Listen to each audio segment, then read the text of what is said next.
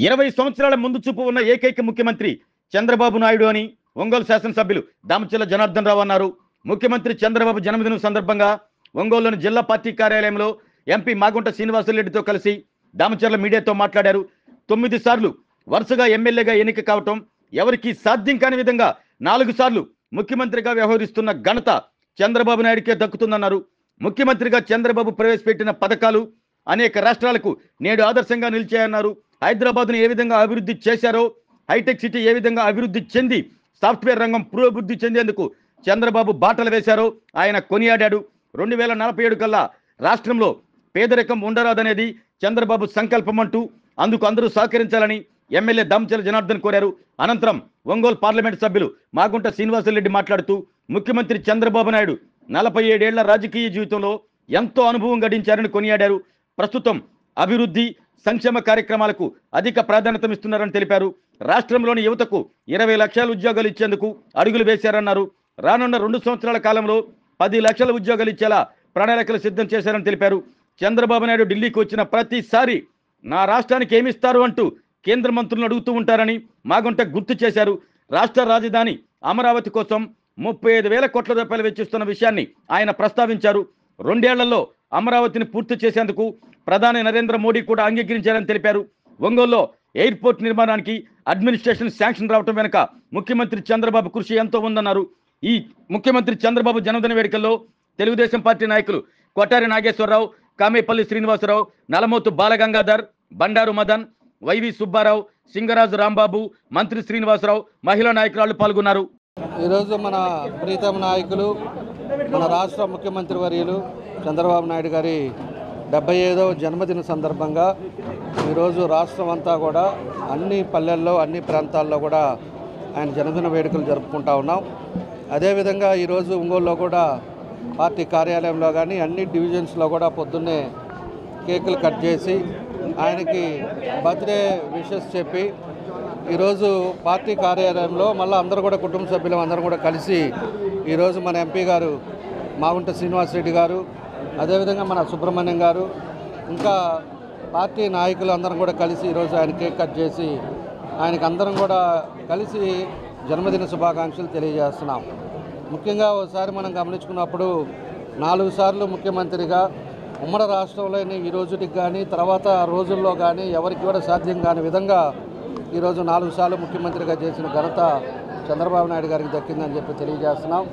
28 సంవత్సరాల్లోనే ఆయన ఎమ్మెల్యేగా 9 సంవత్సరాలు 9 టర్ములు కంటిన్యూటీగా ఎమ్మెల్యేగా, అదేవిధంగా 4 సార్లు ముఖ్యమంత్రిగా ఎన్నో పథకాలని ఈరోజు ఎంతోమంది ప్రజలు ఆయన చేసిన పథకాలు కానీ ఇవన్నీ కూడా ఉండి జరుగుతున్నాయి అంటే ఆయన ముందు చూపుతోటి ఆయన ఆలోచన విధానంతో ఈరోజు జరుగుతున్నాయని చెప్పి కూడా మేము తెలియజేస్తున్నాం. ఆయన అందరం కూడా జనభూమి సృష్టికర్త. అదేవిధంగా ఈరోజు హైదరాబాదు ఏ విధంగా హైటెక్ సిటీ కానీ మన సాఫ్ట్వేర్ రంగాల్లో కానీ ఒక ముందు చూపుతోటి ఈరోజు ఆయన తీసుకొచ్చిన విధానాలతోటే ఈరోజు ఎంతోమంది కూడా ఈరోజు అదర్ కంట్రీస్కి పోయి ఎంతోమంది జీవనం జరుపుకుంటూ ఒక్కొక్కరు జీతాలు తీసుకొని కుటుంబ సభ్యులంతా కూడా ఎన్నో బాగుపడ్డారంటే కూడా ఆయన ముందు చూపుతోటి ఈరోజు చేయడం జరిగిందని చెప్పేసి కూడా మేము తెలియజేస్తున్నాం. ఆయన సంకల్పం ఒకటే, ఈరోజు 2047 లోపల పేదరికం ఉండకూడదు, పేదరికం నిర్మూలన చేయాలి అనేదే ఆయన ఉద్దేశం కూడా. ఆయన స్ఫూర్తి ఎప్పుడు కూడా ఎట్లా ఉంటుందంటే ఆయన ఆలోచన విధానం కూడా 20 సంవత్సరాలు ముందు ఆలోచిస్తుంటాడు. 20 సంవత్సరాల్లో మనకి ఏమొస్తుంది, మన రాష్ట్రానికి ఏం చేస్తే మన ప్రజలు బాగుంటారు, మనం ఇప్పుడే దాన్ని ఇంప్లిమెంట్ చేసుకుంటే అప్పటికి ప్రజలకు అందుబాటులో వచ్చే కార్యక్రమంగా ఉంటుందని ముందు చూపుతో ఆలోచించే వ్యక్తి మన చంద్రబాబు నాయుడు గారిని కూడా మేము ఈ సందర్భంగా తెలియజేస్తూ ఉన్నాం. కాబట్టి అలాంటి మొన్న 14-18లో అనేక కార్యక్రమాలు చేశాం. ఆ తర్వాత చిన్న 5 సంవత్సరాలు ఈ గ్యాప్ రావటం వల్ల ఈరోజు రాష్ట్రం కూడా మళ్ళీ అన్ని విధాలు కూడా ఇబ్బందులు పడే పరిస్థితులు వచ్చినాయి. అదే కానీ కంటిన్యూషన్ ఉంటే ఈరోజు భారతదేశంలోనే మొట్టమొదటి రాష్ట్రంగా మన ఆంధ్రప్రదేశ్ ఉండేదని చెప్పి కూడా ఈ సందర్భంగా తెలియజేస్తున్నాం. అయినా కూడా ప్రజలు ఈరోజు ఎన్డీఏ కూటమికి 164 సీట్లు ఈరోజు ఇచ్చారు. కలిసి ఈరోజు డెవలప్మెంట్ జరుగుతూ ఉంది. ఖచ్చితంగా అన్ని విధాలుగా అన్ని రంగాల్లో కూడా ఏపీని మొదట్లో తీసుకురావడానికి కూడా ఈరోజు చంద్రబాబు నాయుడు గారు చేయటం జరుగుతుందని చెప్పేసి కూడా మేము తెలియజేస్తూ ఉన్నాం. కాబట్టి ప్రజలు ఏదైతే నమ్మకం పెట్టుకున్నారో దాన్ని తప్పకుండా కూడా ఈ ప్రభుత్వం నెరవేరుస్తుంది. అలాంటి వ్యక్తి మన చంద్రబాబు నాయుడు గారిని కూడా తెలియజేస్తూ ఉన్నాం. కాబట్టి మనందరి తరపున చంద్రబాబు నాయుడు గారికి జన్మదిన శుభాకాంక్షలు మరోసారి తెలియజేస్తూ ఆయన నుండు నూరేళ్ళు ఆరోగ్యవంతంగా ఉండాలి. ఆ భగవంతుడి ఆశీస్సుతోటి ఈ రాష్ట్రాన్ని ఇంకా కూడా ముందుకు తీసుకెళ్ళాలి. ఆయన కుటుంబాన్ని కూడా వదిలిపెట్టి ఏ విధంగా ఎన్ని గంటలు పనిచేస్తాడో ఈరోజు నేను ప్రత్యేకంగా చెప్పలే, రాష్ట్రం అంతా కూడా అందరికీ తెలుసు. కాబట్టి అలాంటి సమర్థవంతమైన నాయకుడు పరిపాలనలో ఈ రాష్ట్రం ఇంకా ముందుకెళ్ళాలి అంటే ఆయన అన్ని విధాలకు కూడా ఆరోగ్యవంతంగా ఆ భగవంతుడి ఆశీస్సులు కూడా ఉండాలని చెప్పి ఈ సందర్భంగా మేము అందరం కూడా కోరుకుంటూ ఆయనకి మరోసారి మన జిల్లా అదే మన నియోజకవర్గం అందరి తరపున జన్మదిన శుభాకాంక్షలు తెలియజేస్తాం. జాతీయ అధ్యక్షులు మన ముఖ్యమంత్రి వర్యులు పెద్దలు శ్రీ నారా చంద్రబాబు నాయుడు గారి 75వ జన్మదినం సందర్భంగా ఒంగోలు మన పార్టీ ఆఫీస్లో ఈరోజు స్థానిక శాసనసభ్యులు సోదరులు శ్రీ దామచల జనార్దన్ గారి ఆధ్వర్యంలో వారి జన్మదిన వేడుకలు సంతోషంగా మనం కేక్ కటింగ్తో కూడా జరుపుకున్నాం. ముఖ్యమంత్రిగా పదవీ బాధ్యతలు చేపట్టినప్పటి నుంచి జూన్ నెలలో అంటే 4వ పర్యాయము వారు ముఖ్యమంత్రి అయిన తర్వాత నుంచి అహర్నిశలు పనిచేయటం అనేది చూసా ఉన్నాం. నా రాజకీయ జీవితంలో కూడా 35 సంవత్సరాల రాజకీయ జీవితంలో భారతదేశంలోనే ఇంత కష్టపడే వ్యక్తి అనేది ఎక్కడా చూడలేదు. మన చంద్రబాబు నాయుడు గారు అయితే దాదాపు 47 సంవత్సరాల రాజకీయ చరిత్ర అనేది కూడా చేసి 9 పర్యాయాలు వారు ఎమ్మెల్యేగా కూడా ఉంటూ 4 పర్యాయాలు వారు ముఖ్యమంత్రిగా కూడా చేసిన వ్యక్తి వారికి ఉన్న అనుభవం అనేది ఈ దఫా ముఖ్యమంత్రి కాగానే సంక్షేమ పథకాలు అభివృద్ధి పథకాలు అనేది ఎక్కువగా వారి మనసులో పెట్టుకొని సంక్షేమ పథకాలు అనేది కూడా మేనిఫెస్టోలో చెప్పినట్టు విధంగా కూడా అన్నీ కూడా ముందుకు తీసుకెళ్తూ అభివృద్ధి పథకాలు అనేది కూడా ముందుకు తీసుకెళ్తూ ముఖ్యంగా యువతకి 20 లక్షల ఉద్యోగాలు ఇప్పిస్తాననే దానికి దాదాపు ఇప్పుడున్న ఇండస్ట్రీస్ ఇవన్నీ కూడా స్టార్ట్ అవుతున్నాయి. 2 సంవత్సరాల కాలంలో 10 లక్షల ఉద్యోగాలు అనేది కూడా ఈరోజు గ్యారంటీగా కూడా రాబోతున్నాయి అనేది చెప్తున్నాం. అదేవిధంగా వారు అనుకున్నట్టుగా కూడా 5 సంవత్సరాల కాలంలో 20 లక్షల ఉద్యోగాల పైన కూడా ఇచ్చేదాని కొరకు వారు ఎన్నో కృషి చేయటం అనేది దగ్గరుంటున్నాం కాబట్టి చూస్తున్నాం. ఢిల్లీకి ఎప్పుడు వచ్చినా కూడా ఆ మంత్రులతో అందరితో కూడా కేంద్ర మంత్రులతో మాట్లాడుతున్నప్పుడు ఆంధ్రప్రదేశ్ నాకేం చేస్తారనేది అడగటం కూడా తెలుసుకున్నాం.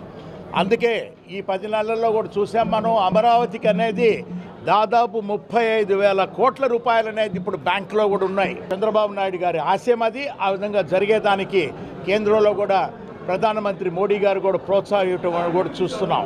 మోడీ గారు 2వ తారీఖు అమరావతికి వచ్చి మరలా కూడా రీస్టార్ట్ ఆఫ్ ద వర్క్ అనేది కూడా చేయటం కూడా మనం చూస్తున్నాం. ముఖ్యమంత్రి గారు 2047వ సంవత్సరంలో ఏం చేయాలనేది ఇప్పటి నుంచో ఆలోచించడం అనేది కూడా మనం చూస్తున్నాం. అంటే వారు మొన్న ఢిల్లీలో ఎయిర్పోర్ట్లో వచ్చినప్పుడు వారు ఫారిన్కి వెళ్తున్నప్పుడు ఆ రోజు కూడా చెప్తున్నారు అన్నప్పుడు ఆ ఎయిర్పోర్ట్లో ఆయన అంటే వారి జన్మదినం జరుపుకునే దానికి వెళ్ళేటప్పుడు భువనేశ్వరమ్మ గారు లోకేష్ బాబు గారు కూడా వచ్చినప్పుడు ఇప్పుడు మీరు ఆలోచించేది ప్రతిదీ కూడా అంటే రామ్మోహన్ నాయుడు గారు ఉన్నప్పుడు ఎయిర్పోర్ట్లు ఇవన్నీ కూడా మీరు ఇవాళకి ఏ ట్రాఫిక్ ఎట్టుంటుందో చూడాలనేది అంటున్నారు. కానీ నేను ఆలోచించేది 20 సంవత్సరాలకి అటువంటి చూపు ఉన్నది. కానీ ముందు ఉంటేనే హైదరాబాద్ కూడా నేను ఎంతో డెవలప్ చేయగలిగాను. ఈ ఆంధ్రప్రదేశ్ కూడా డెవలప్ చేసుకునేదానికి నేను ఎప్పుడు కూడా ముందుకు వెళ్తానని కూడా చెప్పడం అనేది గౌరవంగా మనం భావిస్తూ మన ప్రాంతాల్లో ఒంగోలు ప్రాంతంలో అయితే సంతోషకరమైన వాతావరణం ఏమిటంటే ఎప్పటి నుంచో నేను మన సోదరులు దామచల జనార్దన్ గారు కూడా ఎయిర్పోర్ట్ నిర్మాణం అనేది ఈ ఎయిర్పోర్ట్ నిర్మాణం గురించి పార్లమెంట్లో కూడా నేను ప్రస్తావన చేసిన తర్వాత కేంద్ర మంత్రివర్య రామ్మోహన్ నాయుడు గారు ఒంగోలులో కూడా ఎయిర్పోర్ట్ నిర్మాణానికి సహకరిస్తామని చెప్పారు. ఆ తర్వాత ముఖ్యమంత్రి గారు కూడా పదే ఎయిర్పోర్ట్ నిర్మాణం అనేది మనం చేసుకుంటే బాగుంటుందని వారు చెప్పడం కూడా జరిగిన బట్టే ఈరోజు అడ్మినిస్ట్రేటివ్ క్లియరెన్స్ ఇప్పుడు జనార్దన్ గారు మేమెంతో సంతోషంగా దాదాపు 657 ఎకరాలకి 115 కోట్ల రూపాయలతో కూడా ఒక అడ్మినిస్ట్రేషన్ క్లియరెన్స్ రావటం కూడా జరిగింది. ఇది ల్యాండ్ అక్విజిషన్ కూడా జరుపుకునే దాని కొరకు కూడా పోతుంటుంది.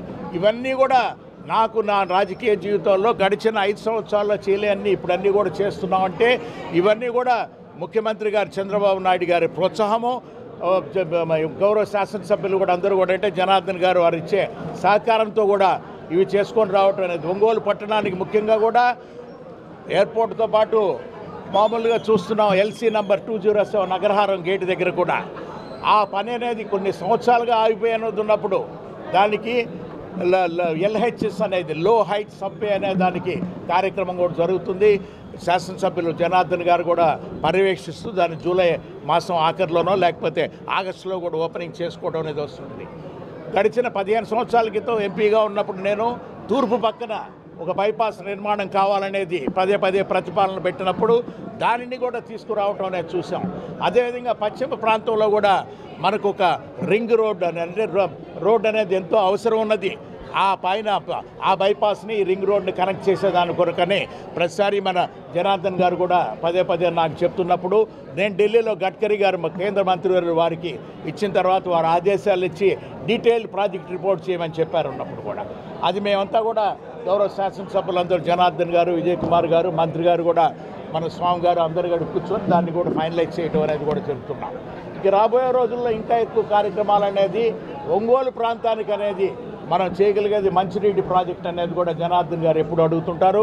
వన్నే చెప్పారు అప్పుడు అమృత్ 2.0 కూడా హైబ్రిడ్ మోడల్లో కూడా దానిని కూడా మనల్ని కూడా కొత్తగా కూడా టెండర్లు పిచ్చి చేసేదాని కొరకు ప్రయత్నాలు జరుగుతున్నాయి.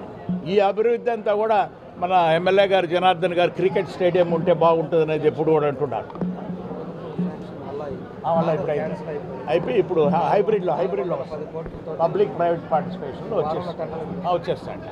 అట్లా స్టేడియం అనేది నిర్మాణం చేయాలి అనేది మన జనార్దన్ గారి ఆలోచన కాబట్టి ఖచ్చితంగా రాబోయే రోజుల్లో అది కూడా అంటే ఈ అభివృద్ధి అంతా ఎంతో సంతోషకరంగా జరుగుతున్నాయంటే దానికి కారకులు అనేది ముఖ్యమంత్రి గారు చంద్రబాబు నాయుడు గారు అనేది ఎప్పుడు కూడా మేము ఆలోచిస్తూ ఈ ప్రాంతాల ప్రతి ఒక్కరు కూడా సుఖశాంతులతో కూడా వర్ధిల్లాలి.